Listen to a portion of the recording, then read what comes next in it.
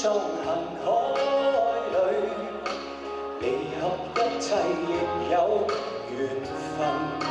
突然覺得自己都幾成熟啊！原來我睇嗰個流程嘅歌，即係要去準備啦。點解我都識嘅喎？原來咁樣。